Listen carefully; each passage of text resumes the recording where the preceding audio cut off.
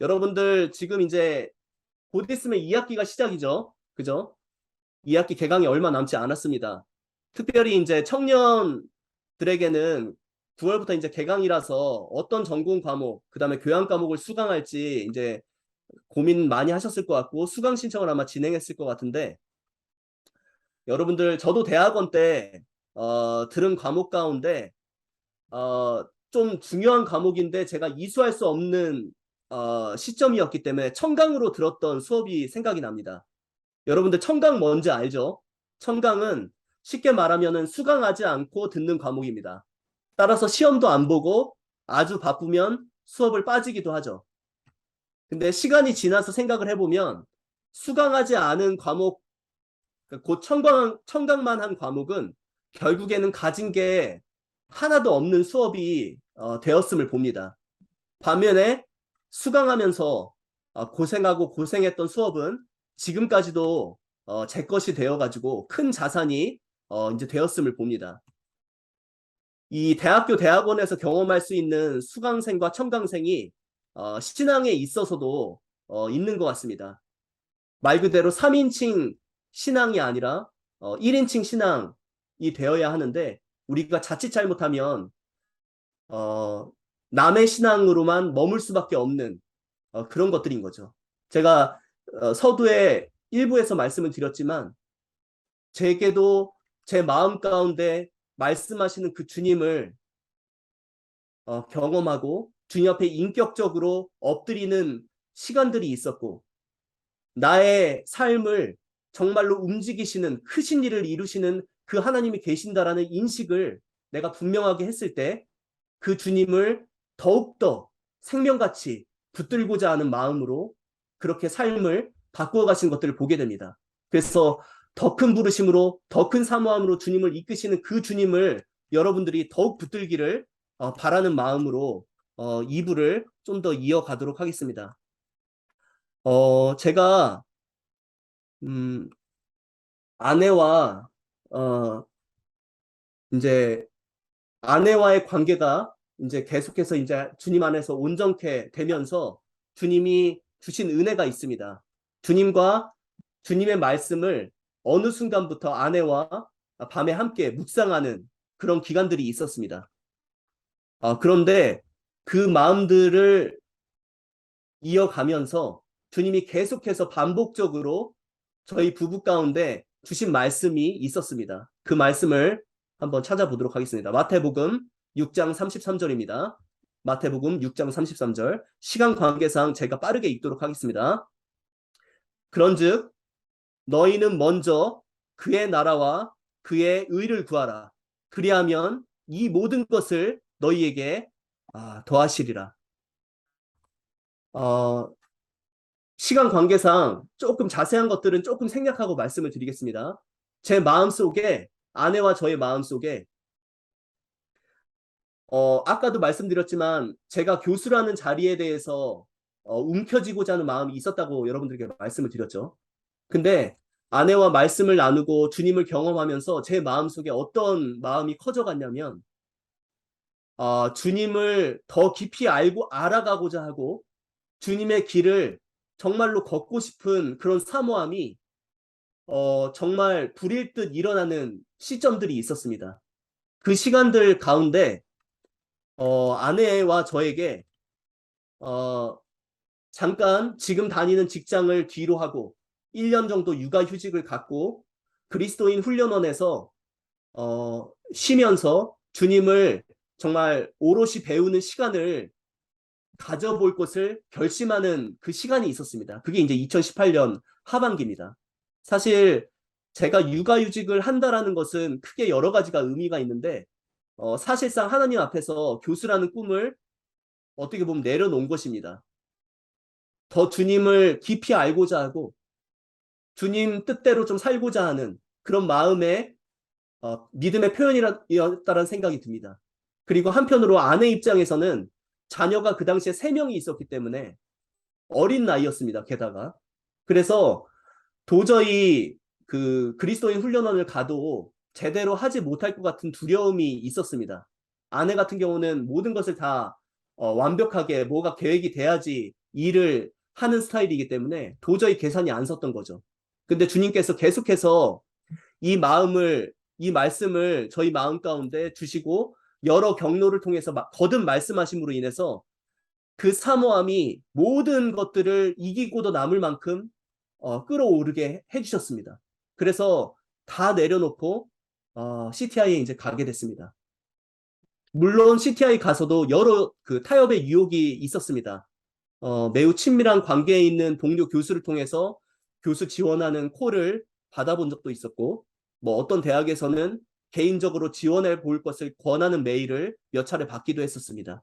근데 주님께서 그 사모함들을 계속해서 보호해 주셔서 그런 유혹에 대해서 단호하게 거부할 수 있는 마음들을 주셔서 충실하게 CTI를 그리스도인 훈련원을 무사히 졸업하고 직장에 복귀할 수 있도록, 그리고 아내도 온전히 자녀들 양육하는 부분, 그런 여러 두려움이 있었지만 근처의 모든 어린이집들이 다 수용을 다 해주셔가지고 아무런 문제 없이 졸업하는 은혜를 제가 맛보았습니다.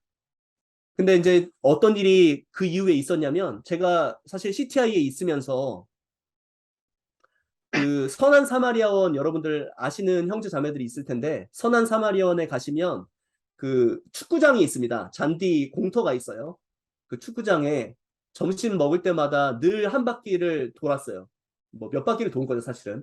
소화시키면서 늘 거니면서 계속해서 주님께 아랬던 기도가 있었습니다. 주님, 제가 저에게 주신 믿음의 분량이 있을진데, 주님, 제가 무엇을 하면서 살면 되겠습니까? 정말로 주님의 부르심을 따라서 사는 인생이 되길 원합니다. 그게 무엇이든지 간에 남들이 어떤 생각하는 그런 것을 다 떠나서 정말 주님이 원하시는 것을 따라서 살고자 하는 마음들을 계속해서 고백하면서 주님의 부르심을 간절히 간구하는 그런 시간들을 그 CTI에 있는 동안 오롯이 이제 보내면서 지냈습니다. 그리고 나서 이제 CTI를 졸업하고 이제 교회에 왔는데, 장로 형제님과 일꾼 형제님들의 권면을 따라서 청년들을 섬기는 그런 기회를 이제 받게 되었습니다. 청년들을 섬기게 되었는데, 한 자매님의 권유로 그 자매님의 자녀가 이제 청년이었는데, 이 청년을 복음 상담을 좀 해줄 것을 이제 말씀을 하셨어요. 근데 주님께 의지하고 복음을 아무리 전해도 이 청년, 지금은 이제 형제인데 이 청년이 이제 복음을 받지를 않는 겁니다. 마음이 준비가 되질 않은 거예요. 너무 낙심이 됐어요. 하나님 앞에서 주님, 제가 주님의 통로로 사용되기에 참 합당치 않은 거는 익히 알았지만 사용되지 않는다라는 그 속상함 때문에 개인적으로 하나님 앞에서 울부짖기도 하고 이 청년을 위해서 이제 계속 기도를 했습니다. 근데 어떻게 주님이 인도를 하셨냐면, 사실상 교수를 지원을 포기한 상태였는데 제 직장 동료 중에 한 동료가, 정말로 친한 동료가 있었거든요. 그 동료가, 야 상원아, 너가 지원 안 하는 건 알고 있는데 다른 데는 지원 안 해도 좋으니까 경기대학교 전자공학과 이번에 공고난 거 여기만 너가 좀 정말로 해봤으면 좋겠다라는 거예요. 아무리 봐도 너가 전공한 분야와 너무나도 맞다는 거예요. 그래서 그 친구가 진심으로 얘기해줘서 그냥 이제 지원을 했습니다. 참고로 저 같은 경우는 지방 국립대 위주로 지원을 했습니다. 안정적인 거를 추구했기 때문에 지방을 위주로 지원을 했어요. 이 서울 인근 수도권은 지원을 해도 안 될 거란 생각도 또 있었고요. 근데 어떤 일이 있었냐면, 제가 1차 서류 전형을 통과하고 2차 때 학과 면접을 보는데, 학과 면접을 보는 방마다 도우미가 있었습니다. 파워포인트로 이제 그 노트북에 띄워줘야 되니까요. 빔 프로젝트를 통해서 도우미를 하는 친구들이 있었는데, 그 도우미도 이제 뭐 이렇게 순번을 통해서, 추첨을 통해서 이제 랜덤하게 이제 배정을 했을 거 아니에요. 근데 제가 2차 면접을 보는데 그 도우미가 제가 복음 상담을 하는 그 청년이었던 겁니다. 참고로 그 청년이 경기대학교 학생이었거든요. 근데 서로 놀랐죠. 근데 결론적으로는 그 2차 면접 때 제가 저는 그렇게 생각은 안 하는데 발표를 잘했다고 해요. 그래서 거기서 점수를 잘 얻어서 최종적으로 이제 교수가 되었다라고 그렇게 이제 들었습니다. 근데 이제 이 청년이 주님이 인도하신다라는 것을 이제 직감적으로 알게 된 거예요. 그래서 제가 교수가 되고 나서 제 사무실에 와서 이 청년과 복음 상담을 하면서 믿는 데 있어서 걸림돌이 되는 부분을 복음 상담하는 과정 가운데서 발견하게 되고 그것이 해결이 돼서 제 눈앞에서 구원을 받는 일들을 저희 둘이 같이 경험하는 순간이 있었습니다. 자, 그리고 나서 이제 참 주님 앞에서 이 경기대학교에 교수로 와서 지금 이제 2년의 시간이 흘렀는데 지금까지 저에게 있었던 일들, 1년의 일들을 간단하게만 말씀을 드리고 좀 마무리를 지어 보겠습니다. 일단은 저희 교회가 경기 광주교회였는데 새 예배당으로 건축을 하면서 광교 남북교회로 오게 되었습니다. 이름을 지어서. 근데 그 교회가 제가 사는 집에서 불과 500m가 되지 않는 지점으로 이제 이사를 왔습니다. 저에게 있어서는 큰 복이었죠. 교회를 섬길 수 있는 기회를 더 주님이 귀하게 주셨다는 생각이 좀 들었고요. 그리고 자연스럽게 CBF 교수회에 이제 함께 하게 되면서 캠퍼스 선교를 통해서 주님을 섬기는 길을 이제 알게 됐습니다. 그리고 경기대학교에 우리 모임 형제 자매님들을 붙여주셨어요. 그래서 경기대학교 엑츠라는 이름으로 캠퍼스 선교를 위한 영적인 베이스 캠프가 사실은 마련되었습니다. 이 현장에 지금 우리 허빌립 형제를 포함해서 우리 형제 자매들이 더해지게 되었습니다. 그리고 제가 몸담고 있는 전자공학과에 베트남 학생들 가운데 4명의 학생들이 이 광교 남북교회에 마음을 열고 현재 광교 영어교실에 지속적으로 참여해서 관계를 맺고 있습니다. 응웬 탄다, 탑반마이, 응웬 민누트, 부이후탕 이 4명의 친구들이 지금 현재 함께 하고 있고요. 그 다음에 CBF 교수회를 함께 하면서 이 경기대학교 수원 캠퍼스에 수백 명의 베트남 학생들이 있다는 것을 뒤늦게 알게 되었습니다. 그리고 최근에는 경기대학교에 재학 중인 한 구도자, 한국인입니다. 한 구도자를 붙여주셔서 경기대학교 엑츠 형제 자매들과 관계를 맺고 복음을 전할 수 있는 그런 기회를 지금 가지고 있는 상태입니다. 그러니까 이와 같은 일련의 일들을 제가 보면서 주님께서 지극히 작은 자이지만 주님의 부르심을 따라서 살고자 하는 마음을 알아주시고 위와 같은 영적인 지경을 허락하시고 부르시고 인도하신다라는 그런 마음의 확신이 들었습니다. 자, 그래서 사실상 현재 직장은 저에게 지시를 내리는 사람이 아무도 없습니다. 더 많은 시간, 더 많은 물질을 제가 스스로 책임지고 다루어야 하는 위치에 있습니다. 이 모든 것들이 주님 앞에서 사용되기를 기도하면서 시간과 물질을 다스려 가고 있습니다. 그래서 자유가 무한대에 가까운 직장이지만 해야 하는 일들의 종류나 양 측면에서는 많이 늘어나서 날마다 우선순위에 입각해서 할 일들을 나누고 그 우선순위에 따라 일들을 처리해야 하는 그런 상황 가운데 있습니다. 그러다 보니 자연스럽게 드는 생각이 이것입니다. 나는 하나님 앞에서 가장 중요한 것을 지금 하고 있는가? 이런 생각이 사실 듭니다. 그래서 이 말씀을 하나 찾아보고 좀 마무리를 좀 짓겠습니다. 요한복음 17장입니다. 요한복음 17장 4절입니다. 제가 한번 읽도록 하겠습니다. 아버지께서 내게 하라고 주신 일을 내가 이루어 아버지를 이 세상에서 영화롭게 하였사오니. 주님이 우리의 주시오 하나님 되신 주님께서는 아버지께서 하라고 하신 일들로 자신의 인생을 채우셨습니다. 저희에게 허락된 일상의 부르심의 자리에서 더욱 믿음으로 주님을 붙들고 내 안에서 역사하시는 그 주님의 능력을 따라 감당해 나갈 때 나의 영적인 지경을 더욱 넓히시고 주님의 부르심을 더욱 사모하게 하심으로 더 큰 부르심의 삶으로 인도하실 것을 믿습니다.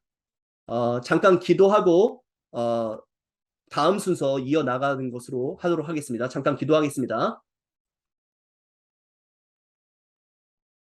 그때 내가 말하되 화로다 나여 망하게 되었도다.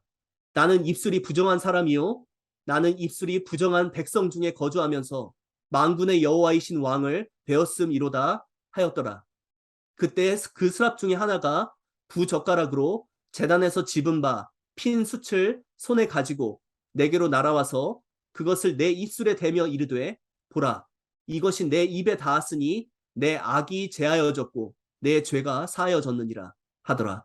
내가 또 주의 목소리를 들으니 주께서 이르시되 내가 누구를 보내며 누가 우리를 위하여 갈고 하시니 그때에 내가 이르되 내가 여기 있나이다 나를 보내소서 하였더니 주님 오늘 참 작은 자이지만 말씀과 간증을 통해서 저희들의 삶을 더 큰 사모함으로 더 큰 부르심으로 이끄시는 이 귀하신 주님을 부족하나마 전하게 하심에 감사드립니다.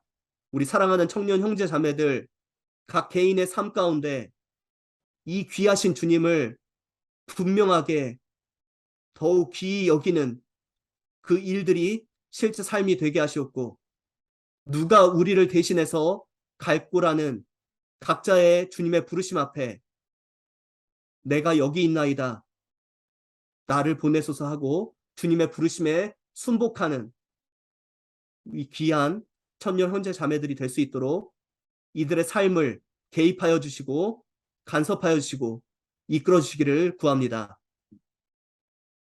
모든 말씀과 간증을 통해서 이 귀하신 주님이 청년 형제 자매들의 마음속에 깊이 거하시기를 간절히 원하옵고 우리 주 예수 그리스도의 이름으로 기도했습니다. 아멘. 제가 질문 현재 받은 거는 그 베트남 유학생들에 대한 질문 하나 받았습니다. 이거 먼저 답을 하고요.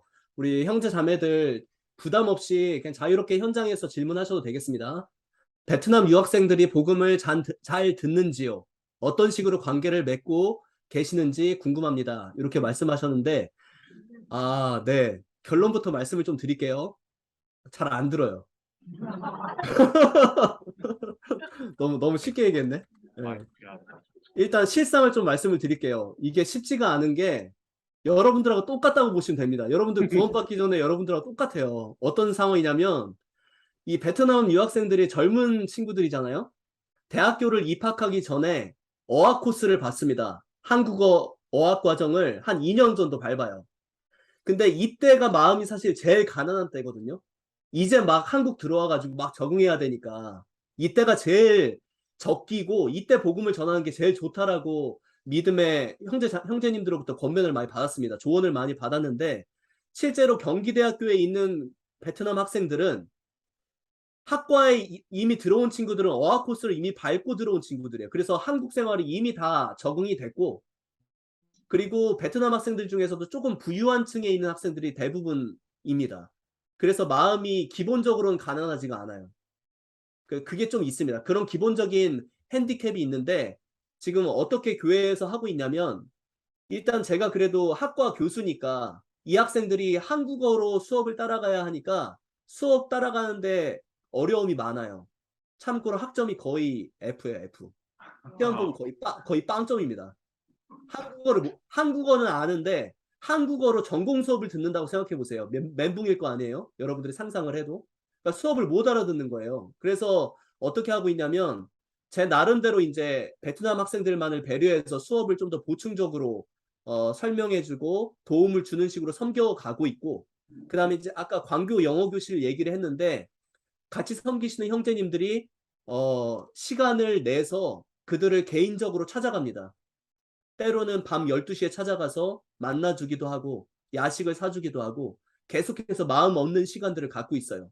참고로 그것도 있습니다. 제가 부유층 얘기를 하긴 했지만 이 친구들이 등록금을 마련해야 되기 때문에 학기 중에는 아르바이트를 한다고 해요. 고기를 굽는 거를 밤 시간에 계속 한다든지 이런 식으로 대부분의 시간을 아르바이트 하는데 시간을 쏟고 있기 때문에 금전적인 부분에 대해서 많이 좀 연약함이 있고 그 다음에 수업에 대해서 투자를 못하기 때문에 학과 수업을 적응을 못하는 부분이 있고, 그래서 이런 실질적인 어려움들을 도와주도록 그렇게 관계를 많이 맺고 있습니다. 여러 모양으로. 네, 이 정도로 답변을 좀 드리겠고요. 혹시 또 질문 있으면 아무거나 해주시기 바랍니다.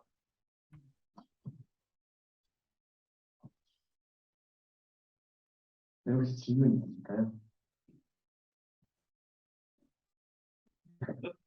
선생님, 제가 질문 한 가지 드리고 싶습니다. 네. 저희 교회도 지금 구도자가 몇 명 나오고 CBF에 참석하고 있는 중에 있는데, 이 동생들이 지금은 이제 재미로 이제 교회를 나오고 있는데, 이 동생들한테 이 재미로 나오는 기간이 어찌 보면 되게 그 제한적이랄까요? 잠깐 이제 재미로 나오다가 이제 시험 기간이나 이제 다시 이제 내가 왜 교회를 나오고 있지라는 생각이 드는 순간부터 이제 다시 교회를 안 나올 수도 있겠다라는 생각이 들고 있습니다. 그래서 그런 친구들에게 어떤 네. 복음을 전달을 해야 되는데 가끔 이제 이 친구들이 복음을 받을 준비가 되었는가? 아니면 너무 무리해서 전하는 거지 않을까? 준비도 안 되는데 또 구입하는 거지 않을까라는 생각이 또 들어서 그 기간 중에 있는데 이 기간에 혹시 선생님 뭐 말씀해 주실 부분이 있으시다면 해주시면 감사하겠습니다. 네네네.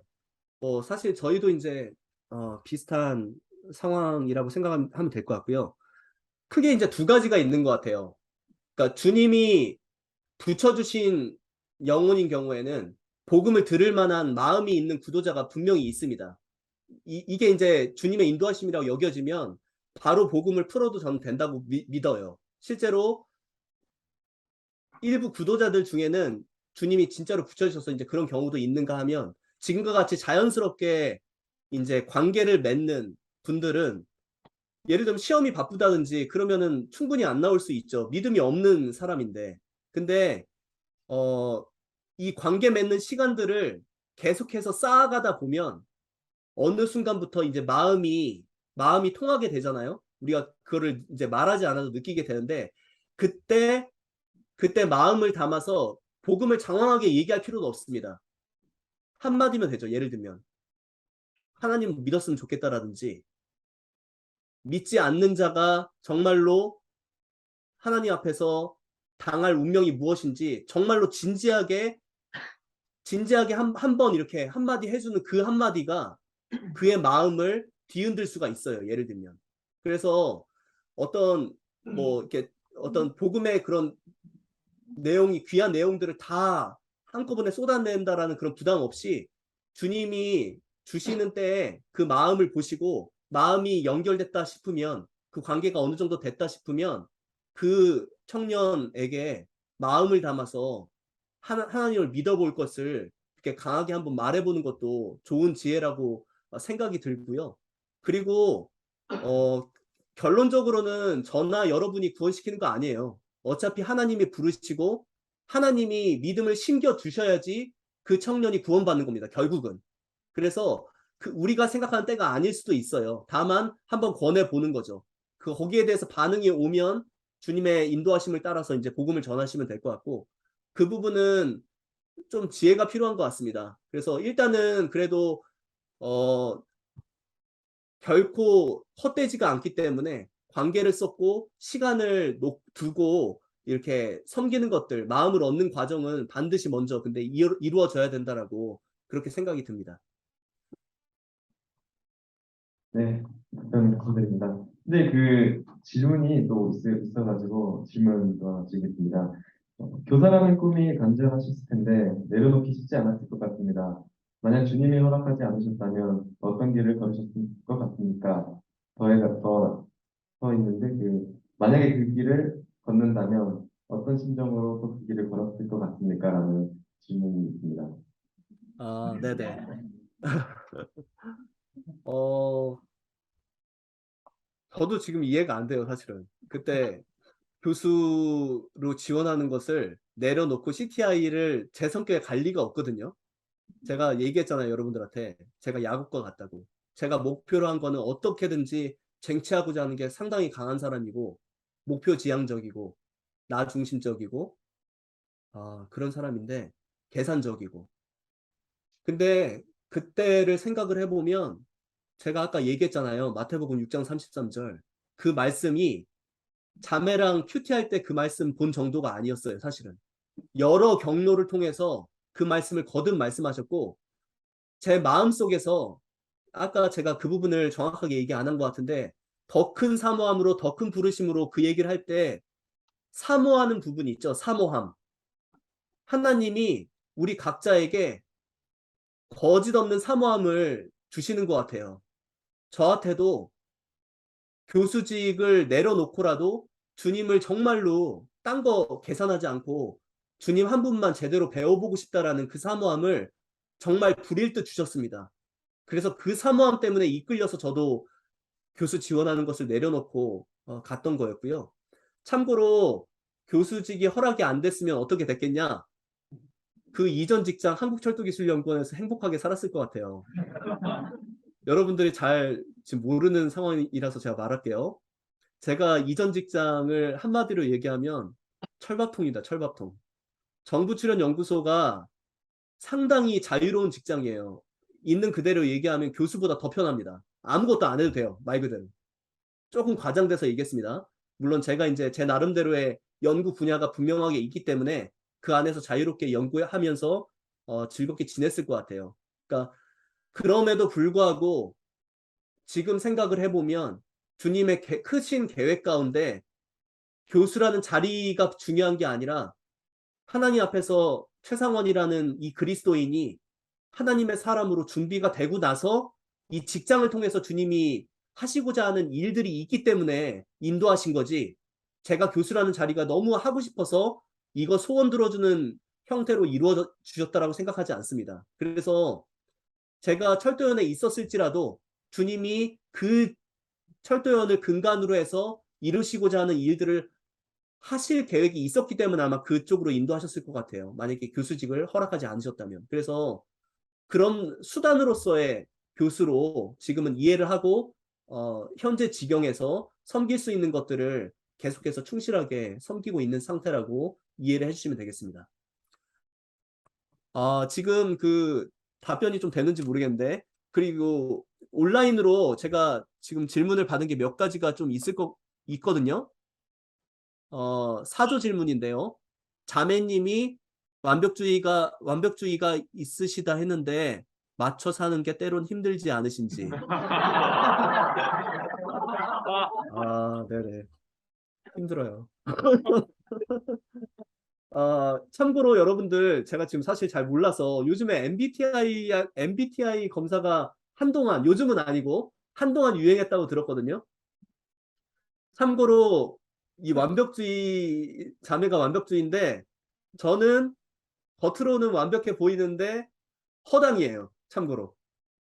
근데 이게 어떤 생활인지 여러분들 아셔야 되는 게 뭐냐면 저하고 자매하고 완전히 반대입니다. 저하고 자매하고 완전히 반대면 좋을 것 같아요? 안 좋을 것 같아요? 안 좋을 것 같죠? 직관적으로는. 엄청 좋습니다. 서로의 장단점이 완전히 맞물립니다. 그러니까 저는 사실 주님의 은혜라고 생각을 해요. MBTI 검사도 제가 참고로 ENFP거든요. ENFP. 우리 자매가 ISFJ입니다. F만 똑같아요. 사람 중요시하는 거. 그러니까 주님이 배우자로 주님 안에서 믿음 안에서 배우자를 만나게 하실 때 저하고 딱 맞는 자매를 사실 만나게 해주셨어요. 그래서 힘든 건 사실은 없습니다. 아까 농담반으로 진담반으로 얘기했지만 힘든 건 사실은 없고요. 오히려 사실은 지금은 더 기쁘고 오히려 더 자매로 인해서 만족감이 더 크다라고 얘기를 하겠습니다. 과장 아닙니다. 자, 그리고 7조 질문도 한번 이어서 한번 읽어볼게요. 자매님께서 우울증 극복까진 아니더라도 우울감이 있을 때 주님 안에서 어떻게 대처해 나가시는지. 자, 이 부분은 좀 말로 설명하기가 좀 어려운데 그냥 쉽게 얘기할게요. 저희가 한 게 없이 주님이 다 해결해 주셨습니다. 참고로. 아까 시간 관계상 얘기 안 했는데 저희 자매가 둘째 낳고서 우울증이 극도에 달했을 때 저를 저의 신앙을 하나님 앞에서 돌아보게 하시고 그 주님의 깊으신 사랑 앞에 무릎 꿇게 하신 일과 동시에 어떤 일을 주님이 이루셨냐면 둘째가 아토피가 있었다고 아까 얘기했잖아요. 아토피가 깔끔하게 깨끗하게 100% 나왔습니다. 아무런 의료적인 행위도 하지 않았어요. 어느 순간부터 아토피가 100%다 나왔어요. 그리고 아이러니하게도 셋째가 그때 사실 허락이 됐는데 셋째를 낳고 나서 그로 인한 기쁨이 그 우울증으로 인한 모든 감정을 다 삼켜버렸습니다. 그렇게 주님이 인도하셨어요. 그래서 우리 자매 우울증, 우울감 어떻게 나았냐?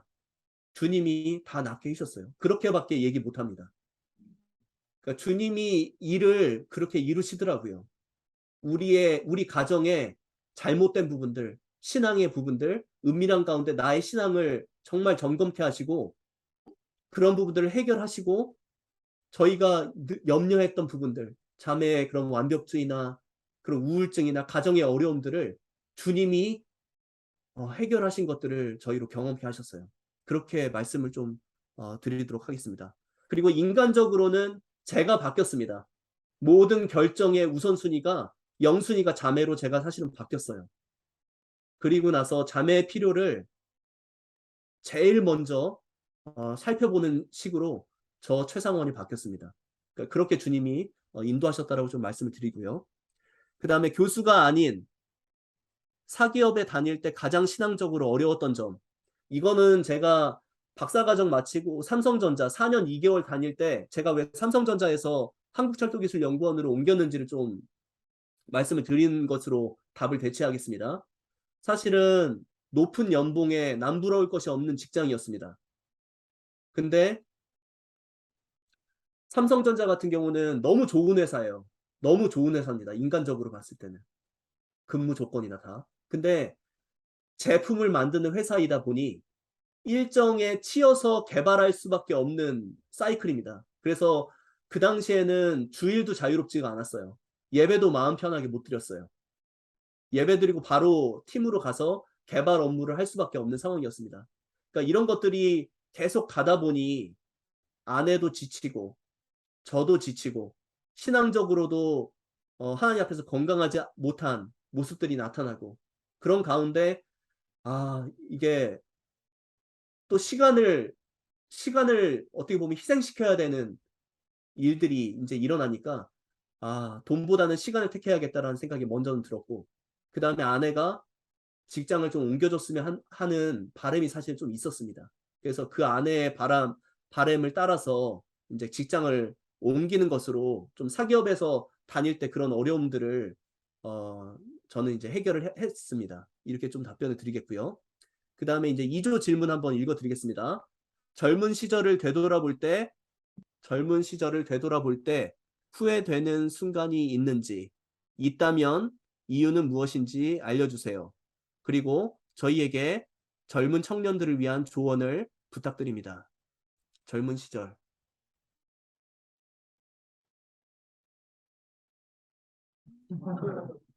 네, 조금 고민이 되네요. 뭐라고 답변을 해야 될지. 이제 제가 카이스트에서 석박사 다닐 때 물론 주님께서 모든 것을 합력해서 선을 이루셔서 잘 훌륭한 연구 결과를 낳고 이렇게 하게 했는데 제 나름대로는 학생의 교사로 주님을 신실하게 섬기고 예배를 드리면서 주님 것을 놓치지 않으면서 대학원 생활을 충실하게 하려고 이 두 가지를 둘 다 잘하려고 정말로 애를 썼어요. 정말 믿음의 발버둥을 쳤습니다. 주중 집회를 참석하는 것까지는 아니더라도 최소한 청년회는 참석을 제대로 하고 제게 부여된 것들을 충실히 섬기면서 이제 대학원 생활을 하려고 애를 썼는데 어, 되돌아서 생각을 해보면 다 떠나서 신앙이라는 것이 뭘까 생각을 해보니 여러분들도 지금 여러분들 학생이잖아요. 그리스도인으로서 학생에게 있어서 가장 그리스도인다운 모습이 뭘까요? 너무 또 라떼 발언이 아닐까 모르겠는데 사실은 그 학생이면 정말 내가 지금 속해 있는 학과에 가장 충실하게 공부하는 것이 가장 신앙적인 모습인 것 같아요. 여러분들 한번 제가 좀 허를 찌르는 질문 하나 해볼게요. 여러분들 팀 프로젝트 해봤나요? 팀 프로젝트 해보셨어요, 학생들? 다 해보셨죠? 여러분들 팀 프로젝트 하시면 묻어가세요, 주도하세요?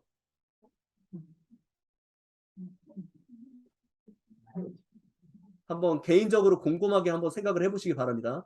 여러분들 수업 들으실 때 전공 수업 들었어요? 여러분들 전공 수업 필기 다른 사람 거 받아서 이용하세요? 여러분들이 주세요. 저 카이스트 제가 굳이 이렇게 날카로운 질문을 드리는 이유는 제가 카이스트 석박사 할 때 연구실에서 이제 중요한 프로젝트를 했습니다. 제 마음 가운데 아쉬움이 좀 있는 부분은 제 나름대로는 영적인 부분, 학과 부분 모두 다 잘한다는 명목하에 학과, 그러니까 연구실에서 해야 되는 프로젝트에 더 혼신의 힘을 쏟지 않았던 게 오히려 제 앞에, 하나님 앞에서 제가 더 자책이 돼요. 후회가 돼요. 하나님 앞에서 뭐가 가장 영적인가? 나의 일상생활에서 그리스도인의 냄새가 나는, 향기가 나는 그 모습이 정말 드러나고 있는가? 그렇게 했는가라고 생각을 했을 때 사실 부끄러움이 많이 있습니다. 근데 주님이 그것을 계속해서 독려하시고 더 그리스도인답게 그 연구실에서 몰입해서 더 훌륭하게 연구할 수 있도록 그렇게 인도를 해주셨어요. 그래서 끝으로 갈수록 그런 식으로 주님이 인도하셨던 것을 경험을 하게 됩니다. 그래서 그런 말씀을 좀 드리겠고요. 그래서 청년들에게는 지금 하는 학과 공부를 더 열심히 정말 해주셨으면 좋겠어요. 여러분들 모세는 40년을 이끌기 위해서 40년의 시간이 필요했습니다. 여러분들 주님 앞에서 정말 주님의 부르심을 따라서 정말 쓰임받고 싶은 청년 형제 자매들이 있습니까? 지금 속해 있는 교회에서 형제, 그 자매 없으면 돌아가지 않는 교회가 되게 해보세요. 지금 있는 학과에서 여러분들이 정말로 필요한 학우가 한번 되어보세요. 그렇게 좀 답변을 좀 드리겠습니다. 자, 그 다음에 대학원을 진학하시고 현재 교수를 하고 계신데 현재 대학원을 진학하려고 생각하는 청년들에게 조언해 주시면 좋겠습니다. 아, 네. 이거는 정말 조언을 드리고 싶습니다. 자, 학부를 이제 졸업을 하면 여러분들 대부분이 이제 고민을 해요. 나 취업할지, 나 대학원 갈지 고민을 많이 합니다. 근데 어떤 학생들에게는 대학원을 가는 것이 독이 됩니다. 어떤 학생들에게는 대학원이 가는 것이 오히려 독이 돼요.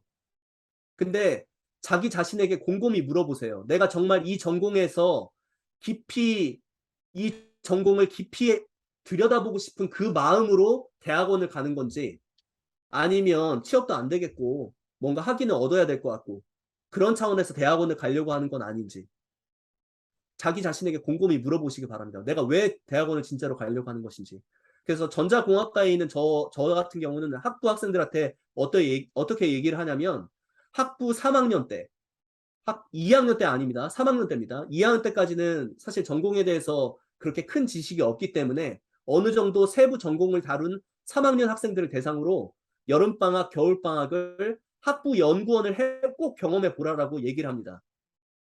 연구에 실제로 경험을 해보는 거죠. 연구를 해보면서 그 지도 교수님의 지도를 따라서 경험을 하다 보면 지도 교수님이 냉철하게 볼 수가 있습니다.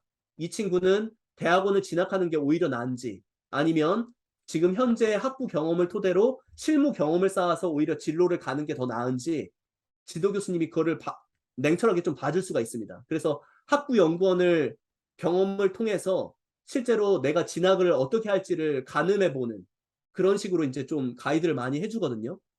그래서 대학원에 대해서 내가 정말로 진짜 순수하게 왜 대학원을 가려고 하는지 하나님 앞에서 묻는 것들이 필요할 것 같고 주님의 부르심에 대해서도 계속 여쭙는 가운데 그 부르심 앞에서 전문성이 필요한 비전이 만약에 있다면 가면 좋겠죠. 그렇죠? 그래서 그 부분은 하나님 앞에서 좀 결정해야 되는 부분이라고 좀 생각이 듭니다. 시간이 좀 많이 돼서요. 마지막으로 5조 질문 하나만 간단하게만 말씀드리고 마치도록 하겠습니다. 인생에서 누군가 인내의 시간이 찾아오는 것 같습니다. 박사과정 4년이라는 긴 시간에서 무엇을 배우게 되셨는지 궁금합니다. 또 어떻게 인내를 하셨나요? 인내 어떻게 했냐고요? 시간이 지나가더라고요. 네. 뭐 어떻게 인내했겠어요? 저도 똑같아요, 여러분들하고. 저도 죽을 뻔했어요. 힘들었어요. 그만두고 싶었어요. 근데 어떻게 흘러가는지 몰라요, 저도. 주님이 그렇게 그 힘든 시간들을 감당케 하신 거죠. 근데 우리가 아까 그 나사로 찬양을 받지만 죽은 나사로가 아니잖아요, 저희는. 그죠? 주님의 생명, 주님의 인내, 인내하시는 그 주님이 우리 안에 계시잖아요. 견디게 하신 것 같아요, 그 시간들을. 견디게 하시면서도 또 새로운 그 연구 분야를 제가 열어서 더 좋은 연구 결과를 얻는 결과를 또 낳게 하셨다고 했잖아요. 근데 그게 있습니다, 여러분. 정말로 지독한 그 어려운 그 짧지 않은 기간을 한번 감내하는 그 경험이 정말로 중요하더라고요. 여러분들 대학교까지 와서 우리가 학원 다니지 않잖아요. 그죠? 여러분들 고등학교 때 수학 정석 얼마나 열심히 풀었어요. 수학 정석 안 푸나 요즘에는? 뭐 풀었는지 모르겠네. 하여튼 그 수학 뭐 풀었을 거 아니에요. 그죠? 여러분들 그렇게 힘들게 했던 그 노력들이 헛수고가 아니잖아요. 학부 때 수업 필기 꼼꼼히 하고 학점 잘 받는 것들이 왜 그렇게 되겠어요? 결코 헛되지가 않습니다. 그러니까 주님이 사람을 세우실 때 그런 인내의 시간들이 없이 하나님의 사람들을 세우지 않는 것 같아요. 저도 지금도 인내의 시간들이 있습니다. 마찬가지로. 그래서 대학원 동안에 보냈던 그 4년의 거의 포기까지 했었던 그 4년의 그 인내의 시간이 저에게 정말로 값진 경험으로 지금도 인내하도록 하는 근간이 되었다라고 그렇게 좀 말씀을 어, 드리겠습니다. 주님 붙드세요, 여러분. 네, 그 방법밖에 없습니다. 네. 자, 이렇게 좀 답변을 드리겠고요. 사회자 분께 마이크 넘기겠습니다. 네, 정말 감사드립니다. 저희 간증 또 해주시고 또 말씀 전해주신 우리 선생님께 박수 한번 부탁드립니다.